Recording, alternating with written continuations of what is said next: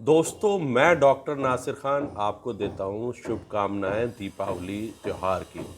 दीपावली जो कि त्यौहार है खुशियों का, जो कि त्यौहार है लाइट का, बुराई पर अच्छाई की जीत का। तो सभी दुनिया में जितने भी हमारे भाई हैं उन सबको दीपावली की शुभकामनाएं। Happy Diwali for all. दोस्तों, आज मैं बताऊंगा कि किस तरह से आप जो है दीपावली जो त्यौहार है उसको मनाते हुए सावधानी रखेंगे। अगर आपको किसी तरह की परेशानी होती है तो आप उसका इलाज कर सकते हैं, और इलाज करना बहुत ज़्यादा ज़रूरी होता है। तो सबसे पहले आपको मास्क का इस्तेमाल करना है। मास्क, कोई सा भी मास्क लें, N95 लें या दूसरा मास्क ज़रूर पहने।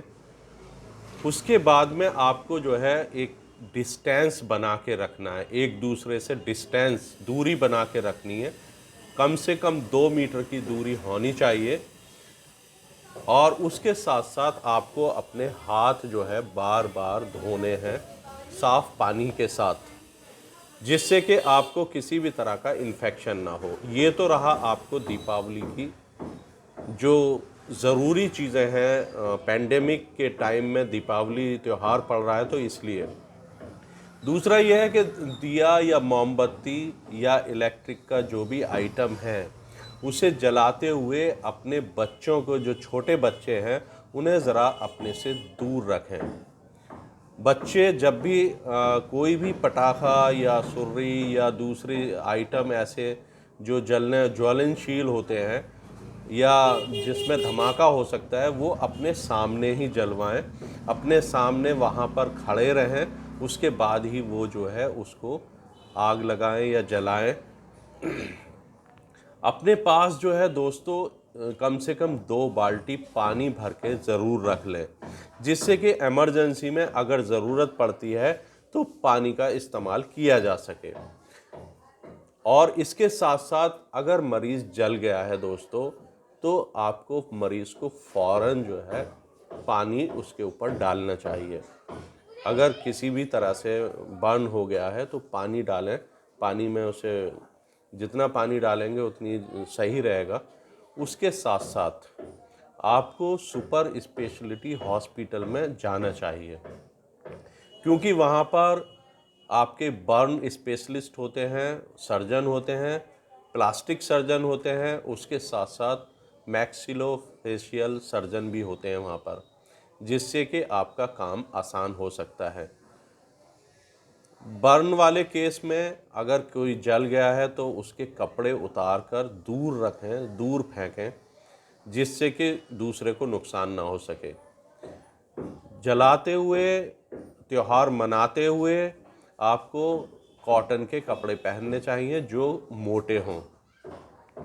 ये बहुत ज़रूरी है। अगर कोई जल गया है तो ठंडे पानी से धोना चाहिए। उस पर किसी भी तरह की क्रीम या पेस्ट या दूसरी चीज़ें नहीं लगानी चाहिए दोस्तों, जिससे कि आपको नुकसान ना हो। अगर मरीज़ जल गया है तो उसे एक साफ बेडशीट लेकर उससे ढकना चाहिए।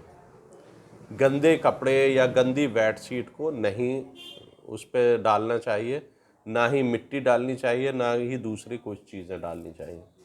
तो जिससे कि जो बर्न का जो वुंड है, वो ज़ख्म है, वो उसमें किसी भी तरह का बैक्टीरियल इन्फेक्शन या कोई दूसरा इन्फेक्शन ना हो सके। तो इसलिए बहुत ज़रूरी है आप खुशियों के साथ त्यौहार मनाइए, और सावधानी बहुत ज़्यादा ज़रूरी है दोस्तों।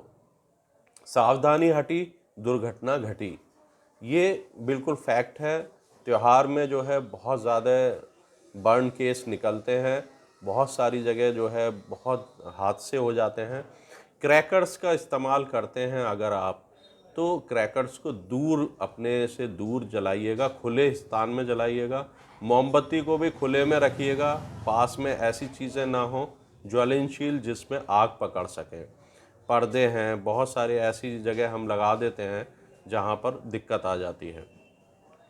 दूसरा, क्या ना करें, ये बहुत ज़रूरी है। तो ना करने वाली चीज़ें हैं कि भीड़ भाड़ से बचें, और उसके साथ साथ भीड़ भाड़ से बचेंगे तो सुरक्षित रहेंगे। खुले स्थान पर जो है मोमबत्तियां जलाएं, बच्चों को अकेले ना छोड़ें, ये बहुत ज़्यादा ज़रूरी है। और किसी भी तरह का क्रीम का या दूसरी चीज़ों का इस्तेमाल ना करें, सिर्फ पानी डालें उस पर। तो ये बहुत ज़रूरी है दोस्तों। मैं सोचता हूँ कि इन सब चीज़ों से आपका जो त्यौहार है वो खुशियों वाला त्यौहार किसी भी तरह के गम में तब्दील ना हो सके। मैं सभी से यही दरख्वास्त करूँगा कि क्योंकि हमारे दिल्ली का जो है पॉल्यूशन लेवल वो बढ़ गया है, तो वैसे भी एनजीटी नेशनल ग्रीन ट्रिब्यूनल जो है उसने पटाखे छोड़ने पर पाबंदी लगाई हुई है। कुछ टाइम आई थिंक कुछ तरह के पटाखों पर छूट मिली हुई है। तो इस चीज़ का ख्याल रखें कि पॉल्यूशन से जो है आपके फेफड़े, दमा के मरीज़, टीबी के मरीज़ या कार्डियक जो पेशेंट हैं, धमाके से उनको नुकसान हो सकता है। तो इस चीज़ का ख्याल रखें, बुज़ुर्गों का ख्याल रखें, बच्चों का ख्याल रखें। और मैं आपकी खुशियों में शरीक हूँ हर वक्त, और इसी तरह से आप मेरे चैनल को देखते रहिएगा।